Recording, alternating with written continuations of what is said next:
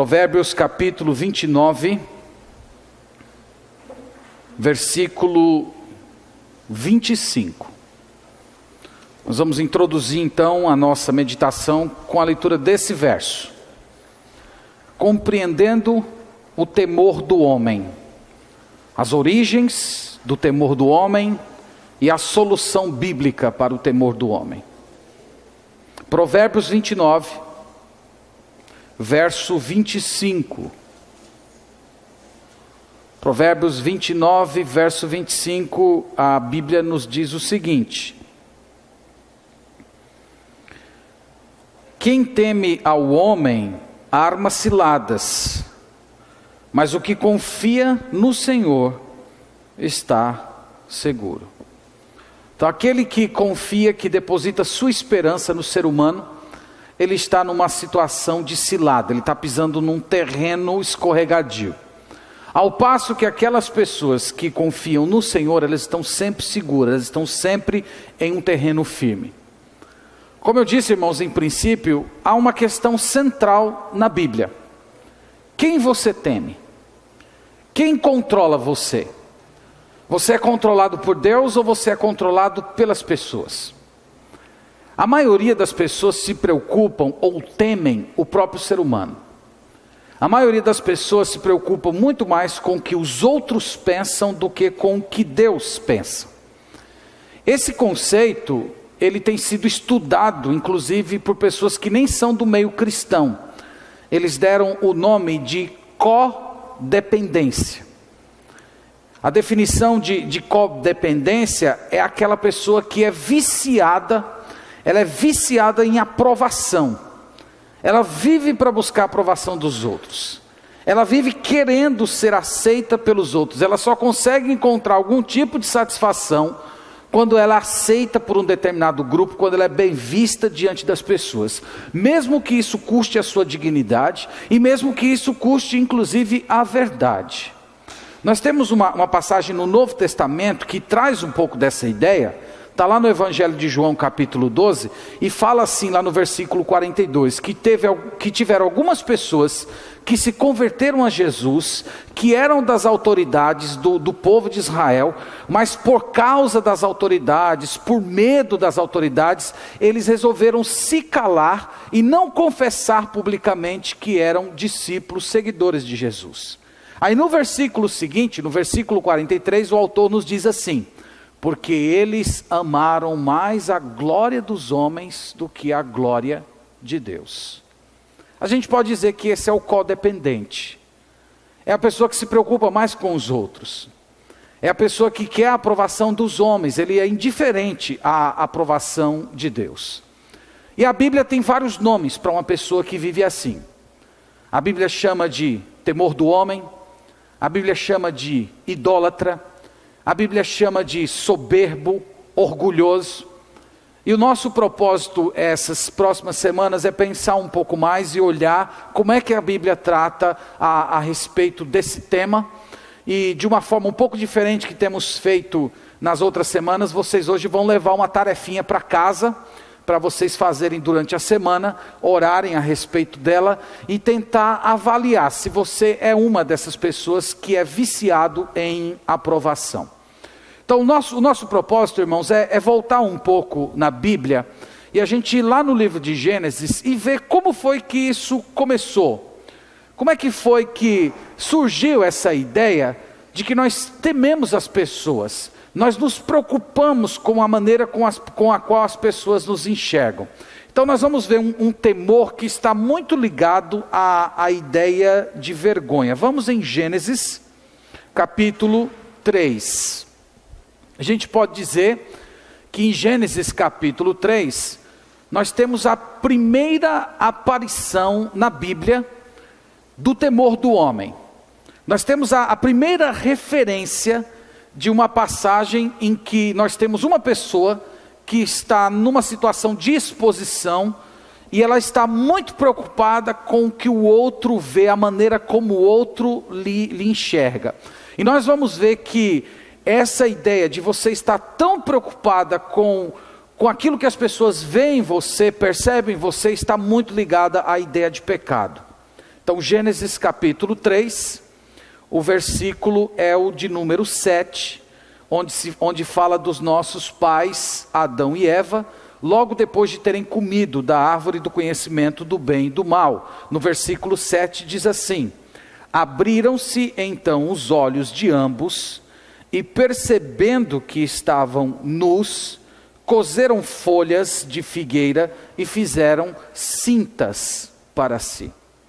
Aqui nós temos a primeira aparição do temor ao homem na história bíblica. Aqui nós temos Adão e Eva se olhando de uma maneira que eles nunca se olharam. Eles tendo uma percepção do outro como eles nunca tiveram antes. Eles têm uma consciência de vergonha.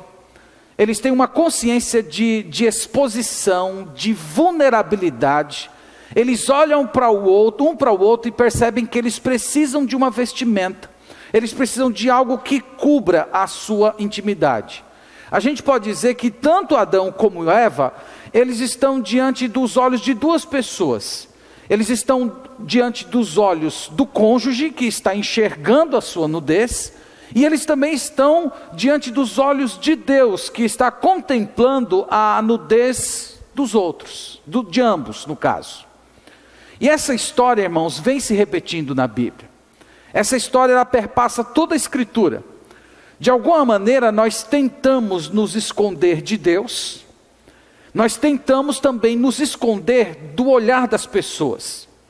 Nós queremos passar para as pessoas uma aparência daquilo que nós não somos. E nós queremos também viver diante de Deus de uma forma um tanto dissimulada, não abrindo nosso coração para o Senhor e demonstrando tudo que está dentro de nós. Mas Adão e Eva não viviam assim. Vocês conhecem a história? Vocês sabem que eles estavam nus, eles viviam nus dentro do Éden. Eles admiravam a beleza um do outro, mas que com a entrada do pecado, um novo princípio surge no coração deles, e agora eles têm um olhar malicioso, um olhar que vê feiura, um olhar que traz exposição. Antes, para eles estarem um diante do outro, conhecerem o outro e serem conhecidos era uma bênção, mas agora se tornou uma maldição.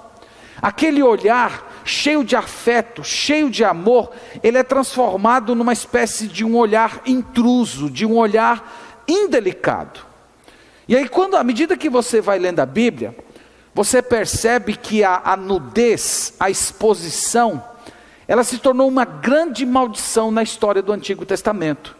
Essa nudez física, no final das contas, ela simbolizava uma nudez muito maior, que era uma nudez espiritual, e uma necessidade de cobertura que somente Deus poderia providenciar para o ser humano. Ande comigo um pouco mais na história bíblica, para o capítulo 9 de Gênesis.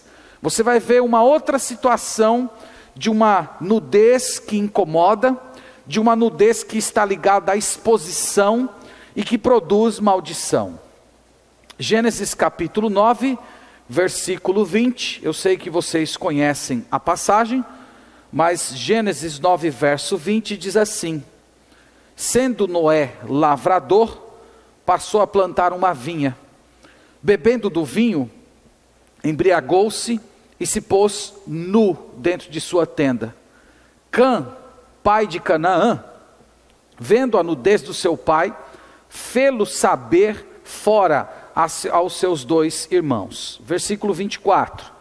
Despertando Noé do seu vinho, soube o que lhe fizera o filho mais moço e disse: maldito seja Canaã, seja servo dos servos a seus irmãos. Aqui nós temos a segunda passagem na história bíblica em que apresenta a nudez como sendo expositiva, envergonhosa, fruto que produz algum tipo de humilhação. Então Noé, quando despertou da sua ressaca, sabendo que o seu filho tinha visto a sua nudez, até mesmo zombado da sua nudez, ele se sente ofendido, ele se sente humilhado, ele se sente exposto, e então ele amaldiçoa o seu filho. Então essa ideia de nudez, vergonha, maldição, humilhação, Todas essas questões estão ligadas à ideia de nudez. Mas lembre-se que elas apontam para uma questão espiritual mais profunda, que é a nossa nudez espiritual, a nossa necessidade de que alguém venha e nos cubra da vergonha que nós temos de nos apresentar diante de Deus. Tem mais uma passagem, eu não vou abrir, vou apenas citar porque eu já tenho citado muitas vezes. São as palavras de Jó, no capítulo 1, versículo 21. Nu saí do ventre da minha mãe, nu eu voltarei, o Senhor deu, o Senhor tirou, bendito seja o nome do Senhor. Evidentemente que esse texto expressa a confiança que Jó tem no Senhor, mas expressa também uma coisa mais profunda. Expressa o fato de que ele está dizendo que ele veio a esse mundo exposto, ele veio a esse mundo em uma situação de nudez, e agora ele, achando que a sua vida está terminando, ele está concluindo a sua vida do jeito que começou, nu, exposto, sem ter alguém que cubra a sua nudez.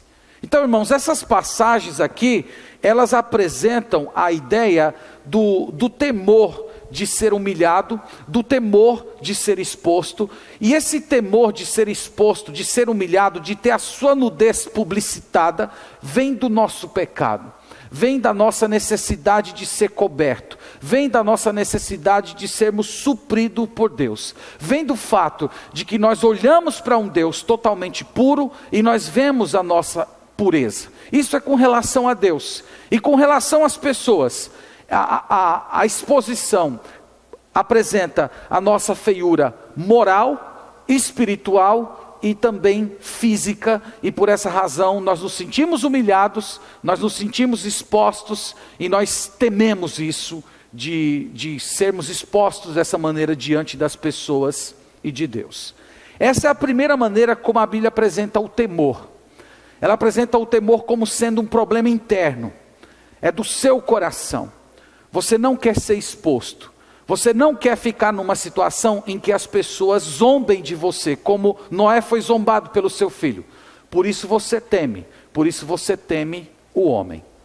Tem uma outra situação que a Bíblia apresenta também, só que aqui tem a ver com o temor, a vergonha, não a qual você propriamente impõe a si mesmo, mas é aquela que você sofre de alguém humilhando você, alguém expondo você, alguém causando sofrimento a você. Embora seja diferente da primeira, eu quero dizer para vocês que ela intensifica a primeira. Eu vou explicar daqui a pouco o que eu quero dizer com essa expressão. Mas vamos em Gênesis capítulo 34 e vamos compreender o que a Bíblia quer nos ensinar aqui. Gênesis capítulo 34.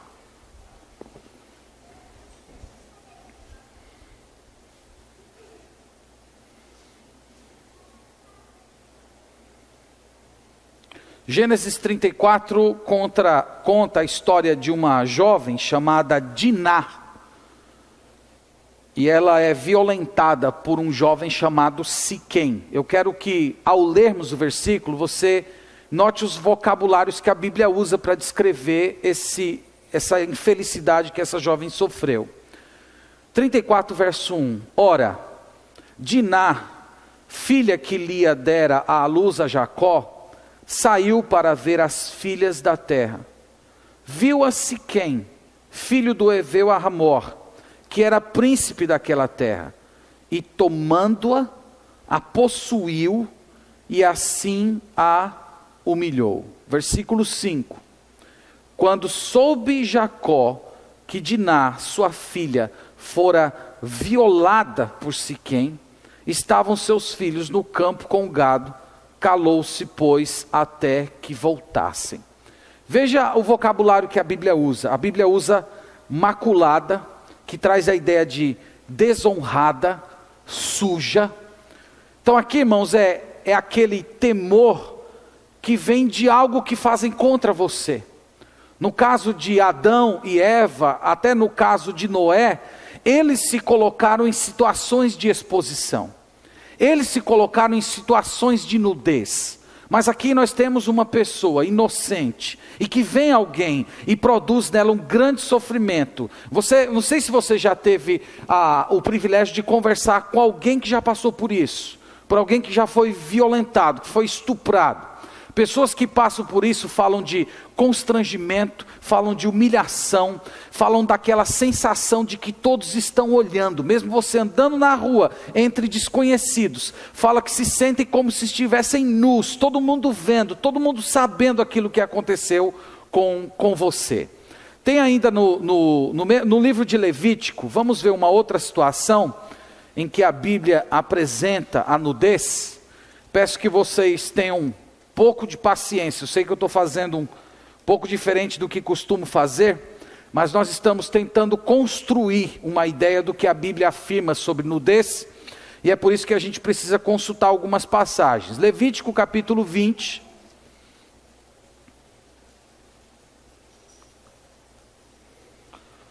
Levítico capítulo 20, verso 11.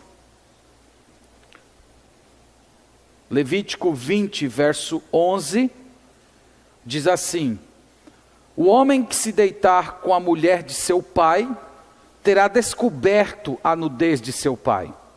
Ambos serão mortos, o seu sangue cairá sobre eles.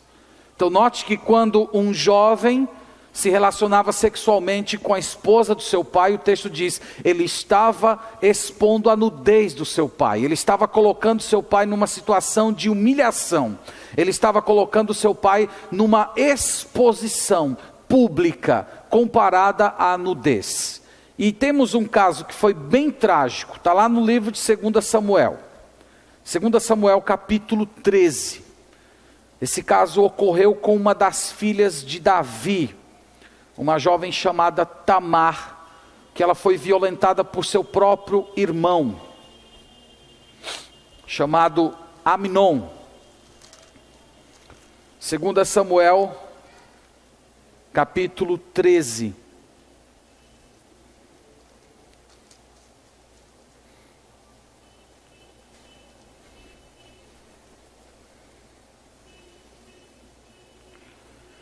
Segundo Samuel capítulo 13, verso 12, nós temos aqui essa jovem implorando ao seu irmão que não a estupre, dizendo, porém ela lhe disse, não meu irmão, não me forces, porque não se faz assim Israel, não faças tal loucura, porque aonde eu iria com a minha vergonha?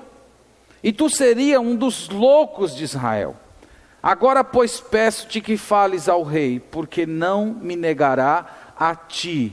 E no verso 19, depois que ela não foi ouvida, diz, então Tamar tomou cinza sobre a sua cabeça, rasgou a túnica de talar de mangas compridas que trazia, pôs as mãos sobre a cabeça e se foi andando e clamando.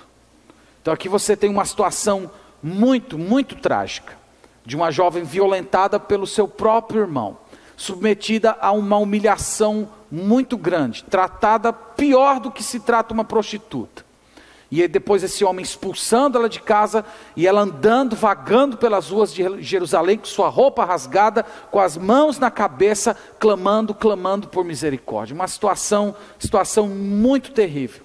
Então aqui, irmãos, nós teríamos outras passagens para demonstrar, mas aqui é mais do que suficiente para vocês perceberem que há um tipo de temor que existe em nosso coração, que vem do medo daquilo que as pessoas podem causar a gente, do sofrimento que alguém pode impor a gente, seja um abandono, seja uma palavra dura, seja uma exposição pública, seja uma calúnia. De alguma maneira nós carregamos um tipo de temor no coração, que vem daquilo que as pessoas poderiam causar contra nós, e esse tipo de vergonha, ela acaba intensificando a primeira que a gente mencionou, aquela que vem do nosso próprio pecado. Eu tenho visto isso muito em aconselhamentos. Normalmente, pessoas que são vítimas de pecados de outros, isto é, pessoas que sofreram algum tipo de injustiça. Imagina, por exemplo, uma mulher que foi abandonada pelo seu marido de uma forma muito trágica. Pessoas que são colocadas nessa situação, elas não têm apenas que lidar com o pecado que ela sofreu. Ela tem que lidar de repente com os seus próprios pecados, que acabam fluindo no coração por conta daquele sofrimento que ela padece naquele momento. Às vezes é um perdão, às vezes é um pecado que você precisa confessar, às vezes é uma promessa de Deus que você precisa crer. Portanto, irmãos, no final das contas, quando nós padecemos um tipo de vergonha, um tipo de humilhação, isso acaba expondo coisas que existem dentro do nosso coração. Às vezes um medo excessivo, necessidade de aprovação, orgulho, falta de perdão, vingança. Quantas vezes eu ouvi uma pessoa dizendo assim: eu não estou me reconhecendo, pastor, eu nunca fui uma pessoa assim, eu nunca fui uma pessoa vingativa, eu não estou entendendo o meu comportamento. Mas na verdade a pessoa era assim daquele jeito. Apenas aquela situação serviu para aflorar os pecados que estavam escondidos dentro do seu coração. Então nós estamos falando que esse tipo de temor do homem, esse tipo de temor que vem da humilhação em que sofremos, ele não apenas causa problemas para nós em relação à pessoa que nos ofendeu, mas acaba suscitando certos pecados dentro do nosso coração com os quais nós precisamos lutar. E uma pessoa assim, ela acaba exposta duas vezes. Ela acaba exposta diante da pessoa que a ofendeu, e ela também acaba exposta diante de Deus, que está vendo seu coração, e vendo quantos pecados vieram à superfície, por conta desse dano que foi padecido. Agora, irmãos, essa questão de vergonha, de temor do homem, é apenas uma coisa bíblica? É apenas uma coisa que nós olhamos na história da Bíblia? A resposta é não. Basta você ir em qualquer livraria, e você vai ver como é gritante o número de obras que trata a respeito de vergonha, medo e autoestima.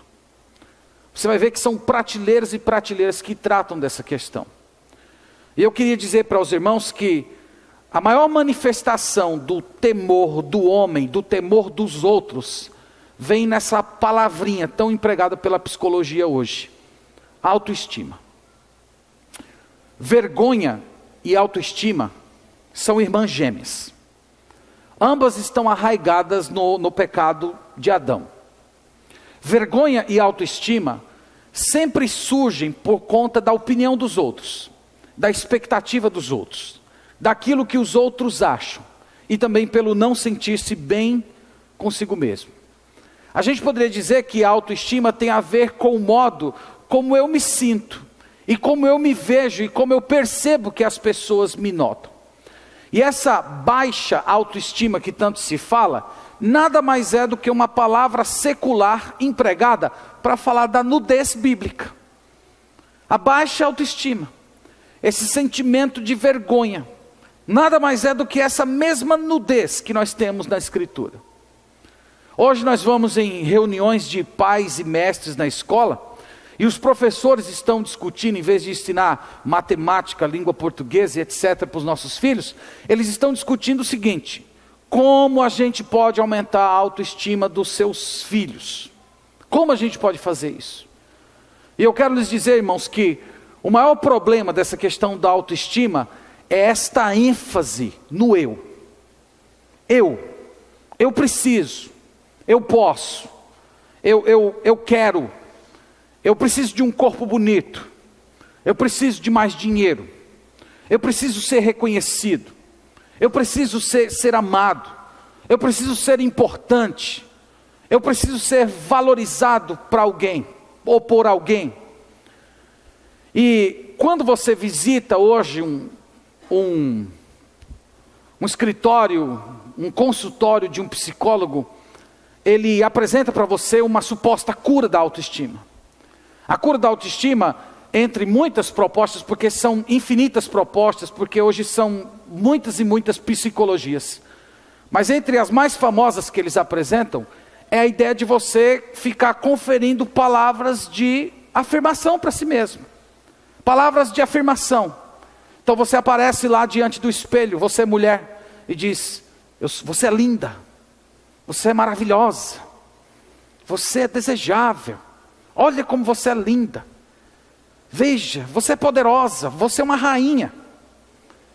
E o homem, você é um sedutor, você é um galã. Então ficam com essas propostas, achando que a cura para uma pessoa que tem a autoestima baixa é simplesmente a repetição mecânica de palavras de afirmação. Ou as pessoas da sua família ficarem exaltando você, quem você é. Irmãos, é um grande erro. É um grande erro. A única maneira de uma pessoa se libertar dessa baixa autoestima é você parar de focar em si mesmo. É você parar de pensar em como você se vê ou como as pessoas veem você. É você pensar em como Deus te vê. Quem é você diante de Deus? Como é que o Senhor, Criador do universo, enxerga a sua vida? O que Ele pensa a respeito de você? O maior problema das pessoas que vivem com a autoestima baixa é porque elas estão sempre dependentes da opinião dos outros. Elas estão sempre dependentes daquilo que os outros acham, dos seus padrões, daquilo que elas acham que é bonito, daquilo que elas acham que significa ser bem-sucedido. E você abraça essas ideias e você olha para a sua vida, você não se enxerga assim, então você começa a se sentir mal consigo mesmo. E quando você cai nessas armadilhas da psicologia, de ficar olhando para o espelho e simplesmente ficar repetindo palavras de afirmação, você não está curando a autoestima. Na verdade está sendo produzido um monstro de individualismo, de egocentrismo, pessoas que são incapazes de olhar para o outro e que simplesmente pensam na sua vida.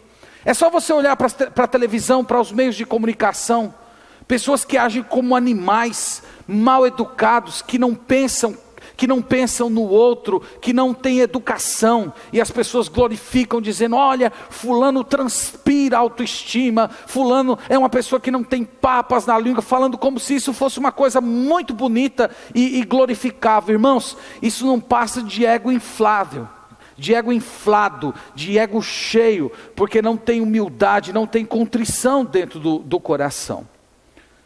E o contrário disso é o problema da baixa autoestima. Olha, a maior luta para quando a gente acompanha pessoas que estão padecendo desse mal, é você tentar ajudar essa pessoa a compreender que a raiz da sua baixa autoestima é o orgulho.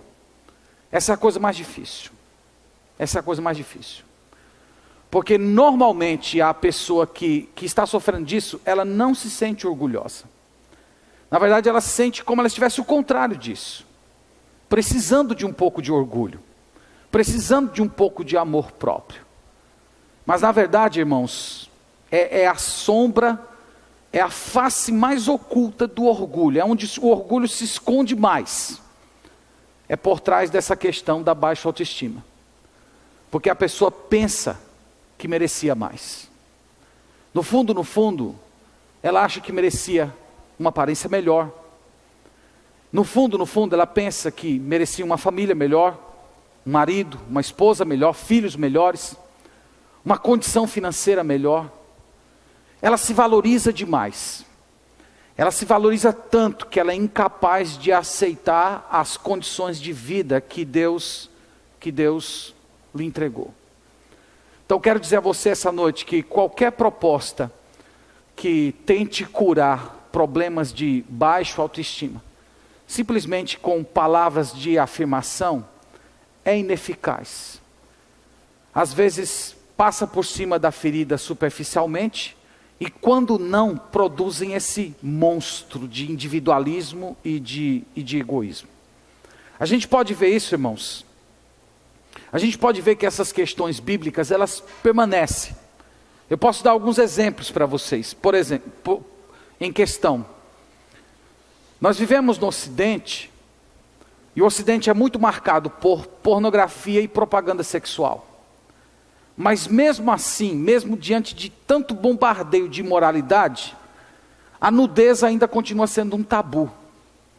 E para mim isso é uma grande demonstração da doutrina bíblica, do que a Bíblia diz sobre nudez. Você já sonhou alguma vez estando nu em um lugar público? Já sonhou? Eu sonho muitas vezes, é terrível. Eu sonho demais, eu vivo sonhando. É terrível você sonhar assim. Nós não nos sentimos à vontade, mesmo com tanta propaganda de imoralidade, nós não nos sentimos. E quando você vê civilizações que vivem nudez, às vezes você pensa, é porque eles são mais puros. Negativo.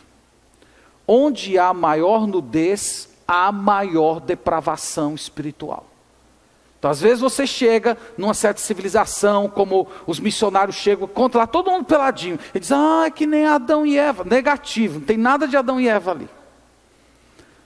Eles já estão num nível de depravação tão profunda, que eles já não têm mais o pudor do corpo. E quando o Evangelho chega, e eles entendem a mensagem do Evangelho, se convertem a Jesus Cristo, sem que o missionário peça, qual é a primeira coisa que eles vão fazer? Eles vão cobrir a sua nudez, porque eles já tiveram a sua nudez espiritual coberta pelo Senhor Jesus Cristo. Então nós nos acostumamos com isso, nós não queremos ser expostos. Imagina, por exemplo, você cantando. Aconteceu comigo um dia desses, estava lá no cinema com Yuri e Dalila, e a gente estava esperando para entrar, e a gente escutou uma pessoa vindo cantando bem alto. Acho que ela pensava que não tinha ninguém, e ela vinha cantando a toda altura. Quando ela chegou e viu que nós estávamos, ela se calou. Não sei se já aconteceu com você, você está falando alto ou cantando, de repente alguém aparece, mesmo sendo desconhecido, você se cala, você tem vergonha, você não gosta de exposição. Você também não gosta de contato visual. Você já foi encarado por alguém? Uma pessoa que fica olhando para você assim. Não pisca. Eu brinco com a Ivana, às vezes lá em casa eu fico olhando para ela. Para, amor, para, por favor. A gente não se sente bem. A gente não se sente bem quando tem uma pessoa que fica olhando demais para a gente acha indelicado, a gente acha hostil. A gente ouve queixa das moças, né, especialmente as moças que são bonitas. Elas dizem que quando estão andando na rua e são encaradas, assim, elas se sentem como se estivessem nuas. Né? Tem alguma coisa errada comigo? O que é que tem aqui? Estão me olhando tanto. Olha nos nossos relacionamentos, na igreja. Na igreja a gente enfatiza tanto.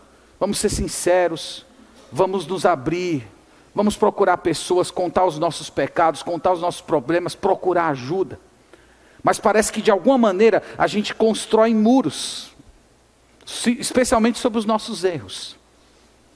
Onde é que nós estamos querendo chegar, irmãos? É que nós tememos nudez, nós tememos ser expostos, nós tememos ser encarados, nós construímos muros que escondem os nossos defeitos. Por que nós fazemos isso? Porque todas essas coisas elas apontam para um problema espiritual mais profundo. O nosso pecado, a nossa nudez diante do Senhor. E enquanto nós não somos libertos disso, nós continuamos cativos da opinião das pessoas, das expectativas das pessoas. Às vezes da nossa própria opinião, daquilo que nós queremos ser, daquilo que nós desejamos. Então, eu quero agora, depois de ter exposto essa parte, eu quero apresentar para vocês algumas maneiras pelas quais o temor do homem se manifesta. Então eu quero mostrar para vocês algumas situações, e todas elas são tiradas da Bíblia, para você já ir se avaliando.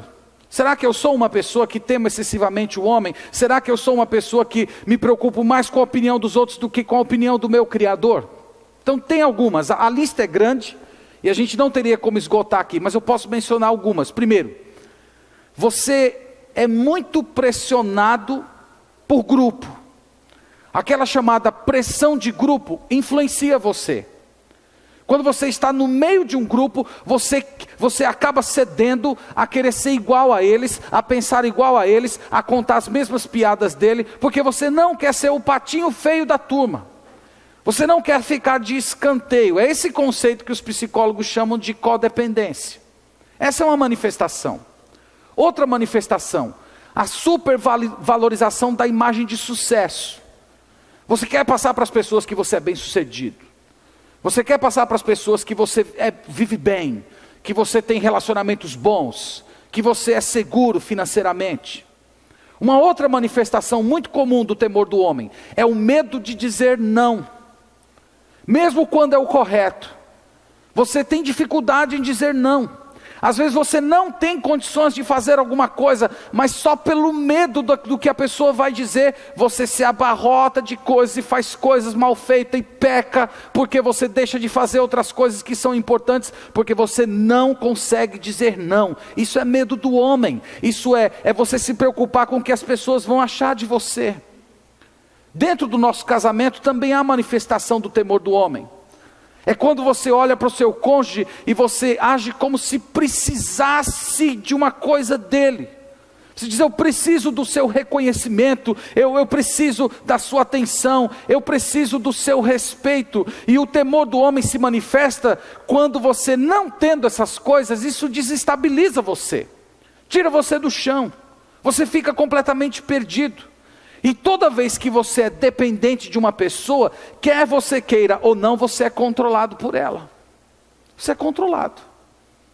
E é interessante, irmãos, que às vezes, essa pessoa que supostamente controla você, ela nem tem consciência disso. Eu não estou falando que essa pessoa manipula você. Eu estou falando que a dependência que você tem dessa pessoa, acaba controlando a sua vida. Outra manifestação do temor do homem. Esse problema crítico de autoestima. Se isso é uma coisa recorrente, que se repete temporariamente na sua vida, é um sinal muito claro de que você depende muito da aprovação dos outros. Você depende muito das expectativas que as pessoas construíram nesse mundo. De beleza, de aparência, de sucesso, de relacionamentos. E se você é uma pessoa que vive dessa maneira, você depende que os outros supram você com afirmação. Outra manifestação do temor do homem na Bíblia é o medo excessivo de exposição. É aquela pessoa que foge de um conflito a todo custo, mesmo quando a verdade está em jogo. Essa pessoa sacrifica a verdade para evitar uma discussão, para evitar um desgaste. E você pensa, não, é porque eu sou um pacificador. Isso não é ser pacificador, isso é ser covarde. Isso é ser covarde. Porque ser pacificador, às vezes envolve você entrar numa controvérsia. Toda vez que você está lutando pela verdade, você está lutando como um pacificador. Irmãos, isso se manifesta especialmente quando os princípios bíblicos estão em jogo. A gente não pode abrir mão. Essa também outra manifestação é a necessidade excessiva de ser amado. É aquela fome de amor. Então, se você é uma pessoa que vive dependendo de alguém que supra você, você é dependente dessa pessoa e você acaba sendo controlado por ela. Outra manifestação é você tomar decisões, sempre considerando aquilo que os outros vão achar de você. Não é se está de acordo com a vontade de Deus, não é se isso está de acordo com a vontade daquilo que a Escritura diz, mas é você pensar no efeito que isso vai produzir no outro. E às vezes você deixar de tomar, mesmo sendo correto a ser feito, porque você teme o que os outros vão pensar. Isso também é temor do homem. Uma outra maneira que o temor do homem se manifesta, através de mentira. Sabe essas chamadas mentiras brancas? Essas pequenas mentiras que a gente conta às vezes para deixar uma história mais bonita, para passar uma impressão melhor daquilo que nós somos, ou daquilo que nós fazemos, ou para esconder algum erro que nós tenhamos cometido no meio do caminho. Essas omissões que a gente faz para parecer melhor diante das pessoas, isso também é temor do homem. Um outro temor do homem, Gênesis capítulo 4, inveja. Você inveja coisas, você inveja aparência, você inveja pessoas, você deseja tanto aquilo, ao ponto de você ficar criando fantasias. Você passa horas e horas fantasiando como é que você seria se você fosse um jogador de futebol famoso, se você fosse uma pessoa bem sucedida, tivesse dinheiro no bolso, ou fosse uma grande modelo em uma passarela, uma pessoa famosa, sei lá o que. Você fantasia isso, isso também é temor do homem. Outra manifestação do temor do homem é busca por elogios. É você ficar criando situações em que as pessoas elogiem você. É você tentar puxar o assunto e conduzir sabiamente a conversa de uma maneira que as pessoas acabem reconhecendo que você fez alguma coisa boa. E uma das grandes manifestações, eu deixei por último, Medo de evangelizar. Medo de evangelizar é uma das maiores manifestações do temor do homem. Você não está preocupado com o que Deus diz, porque Deus já falou para você que o desejo dele é que o nome dele seja conhecido, pregar o evangelho a toda criatura. Você tem exemplos na Bíblia de capa a capa de pessoas falando de Cristo, mas você se fecha. Por que você se fecha? Você teme o que as pessoas vão achar. Você teme de repente que as pessoas apontem um pecado na sua vida, uma inconsistência sua. Você teme que de repente você não vai ter as melhores palavras para explicar. Você teme ser chamado de louco, de fanático, de ser desprezado, de você ser chamado de uma pessoa que não respeita as religiões do outro, que você, numa época em que se fala tanto de aceitação, e que todos os caminhos levam a Deus, você ficar afirmando que Jesus é o único caminho, a verdade e a vida, isso é muito fora de moda, e você teme por isso, e por isso você não fala. Então, irmãos, essas são manifestações, e tem muitas outras, as quais a Bíblia tem muitos exemplos, que demonstram claramente que nós tememos muito mais o que as pessoas acham de nós do que aquilo que Deus espera de nós. Caminhando aqui para a nossa conclusão, a pergunta, irmãos, é: o que fazer? O que nós temos que fazer para nos libertar do temor das pessoas? O que nós precisamos fazer para a gente deixar de ser controlado por aquilo que as pessoas acham? Quero dar algumas dicas e depois nós vamos orar. A primeira delas é: confesse a Deus primeiro. Ore ao Senhor e peça perdão por você agir dessa maneira. Peça perdão por você considerar tanto o que as pessoas esperam de você e não pensar tanto no que Deus deseja que você faça. Peça perdão por isso. Clame por libertação. Senhor, me liberta disso. Eu não quero mais ficar nesse cativeiro da opinião dos outros. Eu não quero ser mais escravo dos padrões desse mundo, de sucesso, de beleza, de aparência, de relacionamentos. Eu quero ter uma vida conforme a tua palavra. Eu não quero ter uma vida nos moldes desse mundo. A segunda dica que eu queria trazer para você é que é necessário você lembrar como Deus me vê.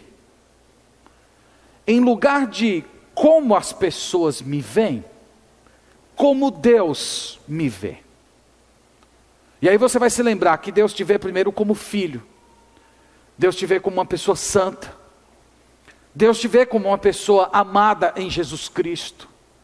Portanto, você não é uma pessoa que em si é dependente do amor de alguém, do filho, do marido, da esposa, porque você já é amado pela pessoa que é amor, o próprio Deus. Essa é a sua identidade. Que Ele conhece o seu interior, Ele nunca vai julgar você superficialmente. Um dos maiores problemas das pessoas que vivem correndo atrás de aprovação dos homens, é que as pessoas falham quando avaliam você. Ou elas avaliam você para mais ou para menos. Ou elas acabam dizendo coisas que você não é, colocando muitas qualidades que de repente você não tem. Ou elas acabam colocando você de menos, dizendo aquilo que você não é. E com Deus isso não acontece. Com Deus isso não acontece, porque Deus vai olhar para você do jeito que você é. Ele avalia você conforme você é. Eu tive uma experiência dessa no meu primeiro ministério, com um sujeito que chegou na igreja, e ele me chamava de pastor perfeito. Eu sou o pastor perfeito. É o pastor perfeito, é o pastor perfeito. Era pastor perfeito para lá. Eu digo: olha, meu irmão, pare com isso. Eu não sou perfeito. Um dia eu vou falhar com você. Um dia eu vou falhar. Perfeito é o Senhor, e Ele não falha. Agora eu sou pecador, um dia eu vou falhar com você. E se você ficar me considerando perfeito, no dia em que eu falhar com você, você vai se desestabilizar. Dito e feito. Um dia eu falhei com ele. Ele tinha uma certa expectativa, eu não supri aquela expectativa, e ele foi embora. Foi embora blasfemando, foi embora me xingando, foi embora falando mal. Isso acontece, irmãos, quando você depende da aprovação dos outros. As pessoas sempre vão dizer coisas a mais de você, ou vão dizer coisas a menos de você. Mas com Deus não é assim. Deus olha para você, quem de fato você é no seu coração. Terceiro conselho que eu quero trazer para você: em vez de temer as pessoas, tema a Deus. O Salmo 86, verso 11, vamos ler essa passagem todos juntos?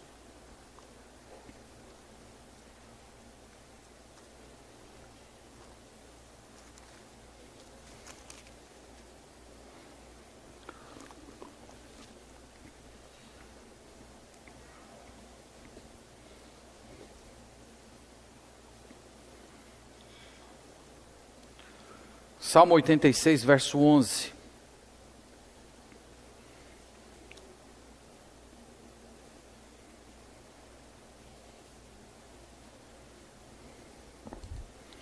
Talvez fosse uma passagem para você memorizar essa semana e orar a respeito dela. E essa súplica de Davi, ele diz assim: ensina-me, Senhor, o teu caminho, e andarei na tua verdade. Dispõe-me o coração para só temer o teu nome. Você está vendo a oração desse homem? Eu quero conhecer o teu caminho, eu quero conhecer a tua verdade, e eu quero temer somente ao Senhor. Eu não quero temer os outros reinos que são maiores do que eu não quero temer os outros governantes, eu não quero temer os outros exércitos, eu não quero temer aquilo que as pessoas esperam de mim como rei, eu quero temer simplesmente ao Senhor. Irmãos, é isso que nós precisamos. Nós precisamos nos preocupar com o que o Senhor pensa, com o que Ele espera de nós, as expectativas de Deus com a nossa vida. A gente tem um coração disposto a agradar ao Senhor e não simplesmente agradar as pessoas. Se nós queremos ser belos, vamos nos ocupar antes de tudo de sermos belos aos olhos de Deus. Eu quero te dizer essa noite que essa é uma decisão que você precisa tomar. Lembra de Tiago 4,4, ele diz assim: infiéis, não compreendeis que a amizade do mundo é inimiga de Deus? Aquele que quiser ser amigo do mundo constitui-se inimigo de Deus. Então não tem opção, não tem meio termo. Ou você vai escolher ser aprovado por Deus, ou você vai escolher ser aprovado pelas pessoas. Ou você vai buscar a amizade de Deus, ou você vai buscar a amizade do mundo. Não tem meio termo, você precisa fazer essa escolha. Não tem como agradar ao mundo e agradar a Deus. E lembre-se, se você optar por temer a Deus, por obedecer a Deus, por ser aceito por Deus, por ser louvado pelo Senhor, você vai ter o desprezo das pessoas, você vai ter a perseguição das pessoas, você vai ter as pessoas colocando você de lado. É assim que funciona, irmãos. Então não tem caminho. Ou você teme a Deus, ou você teme o homem. Você é colocado diante dessa verdade nas Escrituras. Um outro conselho: alimente-se com as verdades bíblicas. Olhe na Bíblia, tudo que a Bíblia diz sobre orgulho é terrível. Você pode alistar muitas passagens no livro de Provérbios, temos diversas. O que a Bíblia diz sobre o orgulho? A Bíblia diz que o orgulho produz queda. A Bíblia diz que o orgulho te afasta do Senhor. Você sabia que foi o orgulho que transformou Lúcifer em Satanás? Você sabia que é um pecado identificado diretamente com os demônios? Eu estou te falando isso para você lembrar e parar de achar que você merece alguma coisa. Eu mereço uma vida melhor, eu mereço um pouco mais de dinheiro. Irmãos, se nós formos ser bem sinceros, o que nós merecemos é o inferno, é a única coisa que nós merecemos. Nós merecemos a ira de Deus, nós merecemos a destruição, a indignação do Senhor. Qualquer provação que a gente enfrente nesse mundo é muito menor do que aquilo que nós de fato merecemos. Imagina o sofrimento de Jó, que eu acredito que foram o maior que nós temos na história da Bíblia, depois do Senhor Jesus.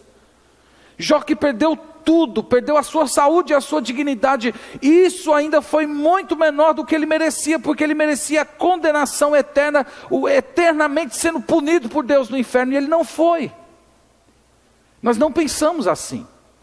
E é por isso que essa questão da baixa autoestima ataca o nosso coração, porque nós pensamos que nós merecemos mais, nós merecemos uma vida melhor, um relacionamento melhor, um emprego melhor, uma condição de vida superior, e por isso nós vivemos uma vida de frustração. A Bíblia, irmãos, ela apresenta o caminho da honra de um modo inverso do mundo. Eu quero olhar com vocês Provérbios capítulo 18. A maneira como a Bíblia fala da honra é de um modo diferente do conceito do mundo.